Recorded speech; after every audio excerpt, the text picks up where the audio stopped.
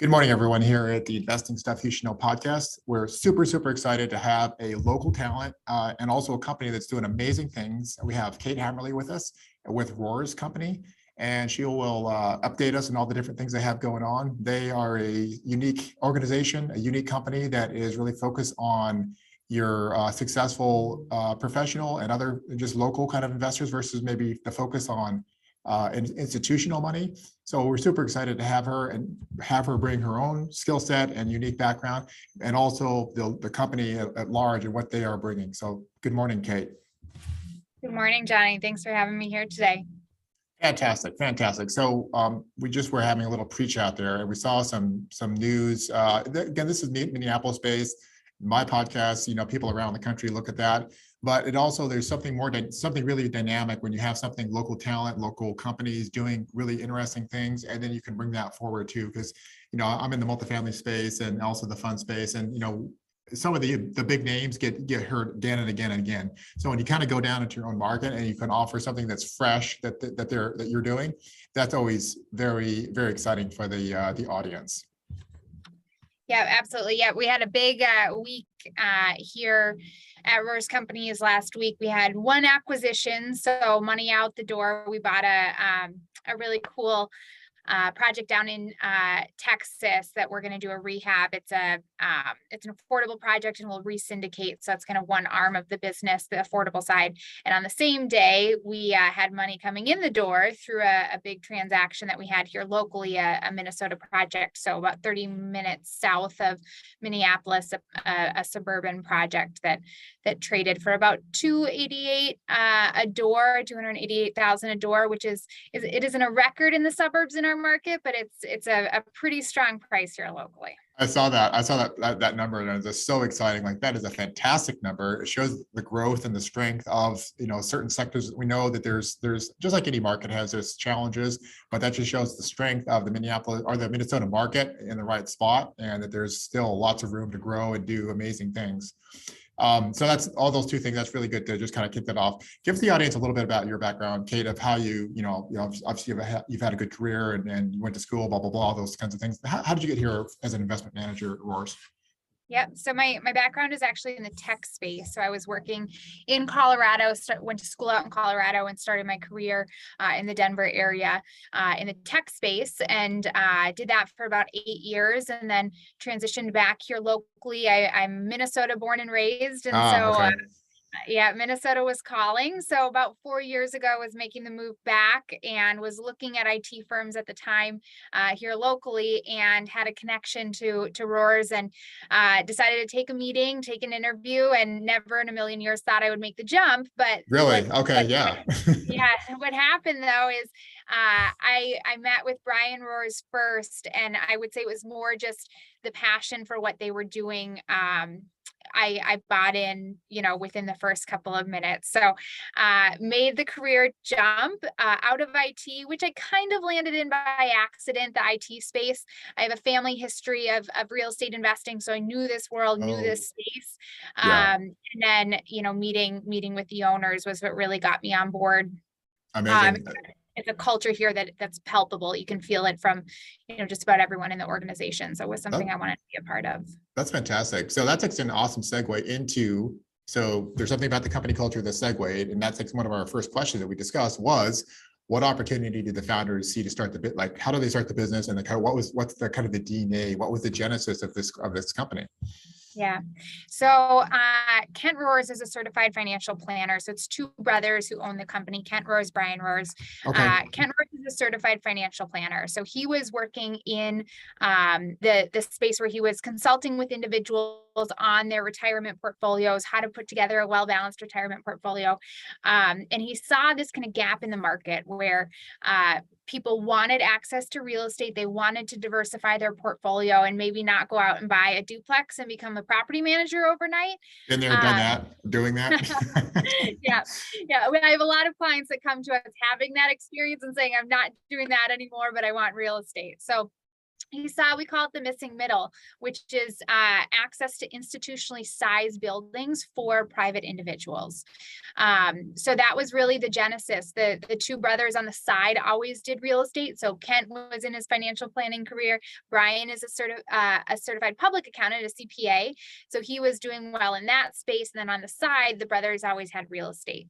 So Gotcha. about 10 years ago was when they decided to take their passion, their side gig of real estate, and make it a full-time role with, going after, again, that missing middle of working with individual investors, giving them access to these institutionally sized buildings. Yes.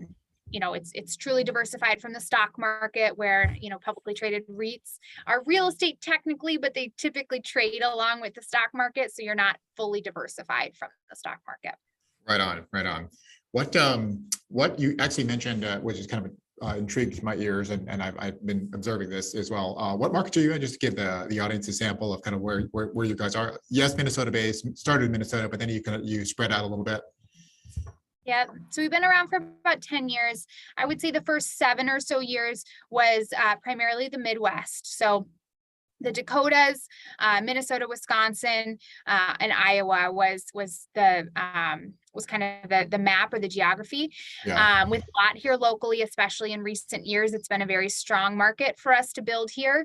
Our focus in the Minnesota market is typically in the suburbs. So I was mentioning the transaction we saw last week, Yes. but that's kind of copy and paste of what we've been doing here locally, is really going after those suburban markets. And then maybe about 3 years ago is when we made a shift and we started really targeting high growth markets. So we built up a practice of developers with experience in some of these other geographies, going after Texas, Florida, Utah, North Carolina, Nashville, Tennessee. So, probably no surprises there, Right. but your high markets, the Sun Belt. And so we have a nice balance then that we offer our investor group of Midwest stability. So we don't typically see the high highs of the coast, but we also don't typically see the low lows. So just really kind of steady eddy portion of the portfolio, and then to balance that, the high growth market. So maybe where you'll see more of those quick transactions. We're seeing it here locally right now. I don't know if that will continue with rising rates, but really those high growth markets then to balance that out. Yeah. So if you were able to, can you elaborate just a bit on how that works? Are you guys have more or less a fund, and then you're kind of normalizing all the distributions in there, or do people invest in particular deals, or how do you attract people to, like, hey, we're just building stuff, or like, hey, we're doing this asset in this space? Elaborate if you would, or if you can, on that piece. So from an investor perspective. Yep. So each project is funded individually. So we don't have a universal or overriding fund that then gets deployed. Yeah. Each project is individually raised. So they go out to the investor group. And really the reason for that has been, the bulk of our investors are entrepreneurs. And so they like the ability to pick and choose what assets they're going into. Sure. And so that's how we've done it to this point. Maybe eventually we'll offer more of a kind of fund mechanism, but right now it's been project by project. So the investor group gets kind of blasted out each project as we launch it. Then they get funded. So at least make sure I don't want to misspeak here, but so very classic, a very traditional syndication model. Is that true? Yep, spot on. Okay. So and there's a lot of people that know about that. Some people have never even heard the word, like syndication. Is that some type of gang thing from New York? Like, no, this is real estate. This is legitimate. So don't worry about that other thing there. Yeah. Okay. So another question I wanted to get your insight, I'm really keenly interested in this, is why you mentioned it, and the brothers saw the need, the founders, but why does the company still continue to go after those missing middle, those entrepreneurs, business owners, law firm professionals, all these like successful people? Why do you still want to, like, essentially, I guess, hassle with like all these smaller amounts of money that you could bring versus like just going to an institution and getting $1 million check and just being done, just getting done with it real quickly? Explain the philosophy and the underpinnings of this, like, the company ethos, probably. Yeah. So the first is really that's what we from the start we're aiming to deliver for is that individual investor group. So staying true to that, as we've grown, we've been able to scale the investor group so that as the first project was 33 units, and then it was 48, and then it was 66, and now we typically don't see anything that's under 150. Most of our projects are in the 200 to 400 unit size, so significantly larger. With that, we've had to then, of course, scale the investor group, but we've been able to do that. And the reason that we've wanted to, and we've kept it with the individual investors is, number one, we keep full control of our deals. So institutional investors, typically you're going to give away, aspects of control. Yeah. With your projects. And then the other is just the agility that it offers us. We're able to move at a very fast pace, knowing that we have equity behind us with the individual investor group. So we have had conversations with the institutional investors. Some of the big names out there, we probably get a call from once a quarter saying, hey, Yes. when are you going to come play with the big boys and start working with us? And the reality is we don't need to. And we have had those conversations. And typically by the time the big institutions get their act together, they get a term sheet, we go through negotiations, their general counsel is going to mark everything up 7 times before we ever get to peek at it, right? We typically have a project funded by the time the institutions get their stuff together. So That's so exciting. I mean, it's kind of like, never mind you with the big guys, and obviously they're swinging up, they're carrying a really big checkbook, but also that you guys, you're able to move with such agility, like you said, and speed. That's really exciting, and to tell, be kind of be in kind of the captain of your own ship. So that's really powerful there. How have you been able to grow your investor base, Kate, across, like you said, you started with a 30 and 33 and a 40 and a 60, whatever. How is that? Obviously, you've had to correspondingly scale, maybe linearly, maybe not, your investor base. What's been the focus there, and how have you been successful there? Yeah, so we work with, honestly, just really, really good people. And so the way that we've grown it has been organically, one by one. Most of our investors know at least 1 to 5 other people that would be a good fit for us. So that's really been all it's been, is just word of mouth.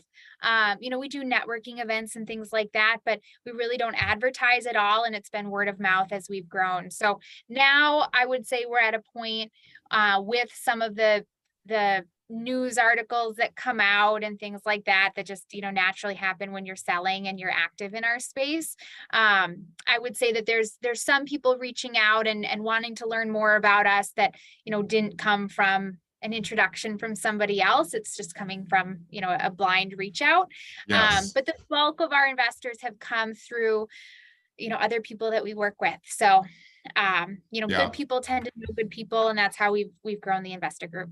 Yeah, and that's I would assume, and you can tell me if I'm way off on this, that obviously, I mean, people maybe outside the space don't know it, but like that is something that you have guided. And how long have you been in your role at this point at Roers? About 4 years. 4 years. So like, obviously I think I'm assuming I'm seeing like success, and you're leading that success. So, what skill set, I guess obviously we're talking about the company, but also like, yes, inside capital raising and this syndication space, what skill set, your personal skill set, have people acknowledge like, hey, Kate is so awesome at this. Give me like 2 things that you have really leveraged of your own talents or whatnot. I know this is like, maybe feels like you're bragging, but I'm asking you to do it. So I'll share.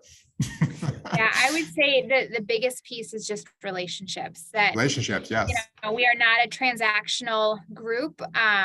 We know our investors intimately. I, go to their homes and have coffee with them and get to know wives and children, and we, the responsibility of managing people's wealth that they worked really hard for. The bulk of our investors have really started from the ground up. And so that responsibility of knowing that they're entrusting us with their wealth, and that we, need to be good stewards of it. That's a portion of it, the actual execution day to day.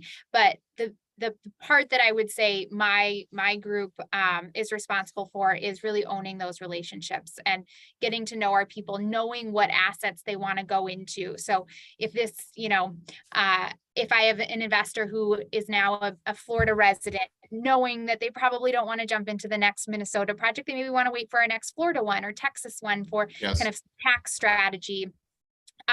So really getting to know our people, I would say is just key. That's our biggest responsibility with my groups. Sounds like that's a lot of work, but a lot of focus and a lot of, so I think I would assume you enjoy that work and enjoy guiding the team to really, to really deliver that, I imagine.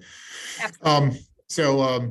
What is, since we're kind of, we're having a little sidebar of some of your skill sets, and I threw this, I gave you a pre-question here, and hopefully you can share something that's a little bit entertaining for us. And that is maybe in an early career, could be at in your tech days or now, maybe something that's embarrassing that you accidentally said or did that you quickly learned to never do again. I have tons of stuff like that, but I mean, is there anything that, maybe like, hey, like that was a good lesson. I'm never going to do that one again. You did send me these questions in advance, and to be honest, I didn't think of a specific we can skip over that if you want. Okay. Let's skip it, and if something pops in my head, then I'll come back to it. Totally fair. People, as we both know, it's like we like to talk about the wins, but also it's like these practical learning things. That's when we really grow. Like if we just execute successfully, we're like, well, you came on board fully, we didn't need to learn anything, versus like, this is one thing I learned. I'll just share a quick example. Like we're closing a building, 40 unit last year for my group. And the builder really wasn't coming up to speed. And I had to like really dial down my personality, because I can be very like demanding, like, why isn't this done, not done? And we kind of got into like a yelling match, So I really had to like to engage with this builder. I had to like, kind of moderate my own behavior. So anyway, so something that I learned, like, hey, Johnny, like, that doesn't work with this type of person. So just a personal sharing there. So anyway, this isn't necessarily embarrassing, but that makes me think of, probably when I'm mentoring other women and having these conversations, the one thing I always share about is the ability to own mistakes, that everyone is going to make mistakes, no matter what your role is, what your position is, whether you're just starting out your career or you're 30 years in, you're going to make mistakes. And so really owning that part, placing blame on other people is never going to work. So even if it's not 100% my fault, really owning whatever portion of it is mine and falling on the sword. And I think that it shows, number one, leadership. It shows other people on my team that mistakes are normal. It's going to happen. And how we really prove our value is how do we recover from them? So owning our mistakes, and that sometimes is a hard conversation with an investor, right? We've had those circumstances where something didn't get logged properly in accounting, especially historically when the firm was just starting out. It doesn't really happen anymore with the checks we have in place, but something wasn't logged properly, and there was a mistake in there, and picking up the phone and owning it builds respect from the investor. It shows the team that mistakes are going to happen, and now what do we do from here to prevent it from happening in the future? So I would say that's probably the biggest lesson from my career is I think early on, little baby Kate was maybe a little bit more nervous and didn't realize that it's going to happen. It's especially at the speed we move, it's going to happen. So owning that part of it and having the hard conversations when you have to. Yeah, and then the emotional response, the subconscious response from the investor, of course, when you're speaking those things and really owning it. And it's like, yes, like we should all be logical and like analytical, but also it's like, we all know that feeling of, kind of like resolve we get when someone picks up, somebody that, you feel wronged about, maybe it's a business or oftentimes a business, and like, hey, I'm sorry, we made a mistake, and then like kind of the resolve that sets. And like, like you just said, it acknowledges that you made mistakes, that we correct it, we actually understand you, the empathy part of that. So there's a lot of like, kind of ripple effects of just those honest and powerful leadership, but honest kind of with some humility mixed in too. So those things are powerful. Yes. Yeah. What is the company's, I'm sure you have like a value statement. What is that value statement? And I was just curious, like which one of those things like ties into the investor. So as other capital raisers and syndicators, like, hey, what does Roers do that makes them so successful? Do you know what those things are by heart, Kate? Yeah. So our five, not verbatim, but whatever. Yeah. So our 5 values are, let's see how well I do here. So teamwork, ownership mindset, work ethic, integrity, and did I say teamwork? Oh, passion. Passion's the one. Oh, passion. Okay. Yeah. And I would say in terms of what ties into the investor's ownership mindset, probably first and foremost. That one caught my eye. My ear. Wrong organ. Sorry. Yeah, that's okay. So elaborate if you would. Everyone in the company.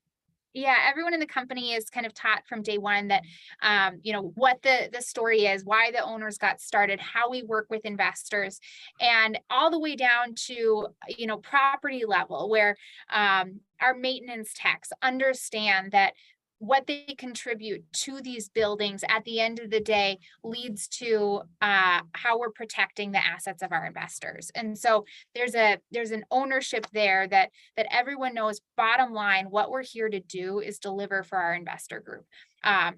The other piece, the other part is we provide housing. So we provide homes for our communities. So those are kind of the two tenets of the company is we need to be good stewards of the funds of our investors and provide homes for our communities. So ownership mindset really ties everyone to that bottom line of if I'm, delivering at my building, or our asset managers, how they're showing up as our owners reps, or our accounting department to make sure that they're, balancing. I'm not an accounting person, so balancing whatever they're supposed to be balancing and making sure everything is clean on their side. So everyone at the end of the day knows why they're doing what they're doing. And I think people have a better sense of buy-in when they understand why it's important. So that's one I live by. And then I think the other big one for our investor group is integrity, that do what you say you're going to do. So again, sometimes that means picking up the phone, having a hard conversation. At the end of the day, people want to do business with people that they trust. They want to do business with people that they like.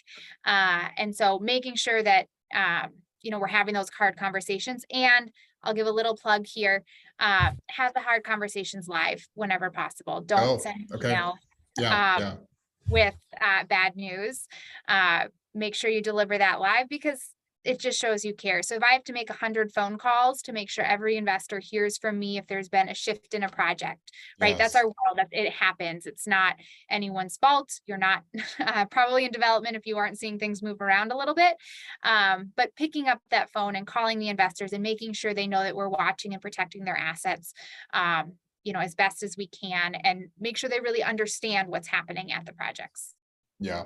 One thing, kind of pivoting back to maybe your own skill set, and this is again, like you're sharing a skill set you have that other people can emulate, or you can say, hey, I should do more of that, or I could do that, work on that skill set myself. What's your guiding philosophy? This is one of the questions that pre-questions.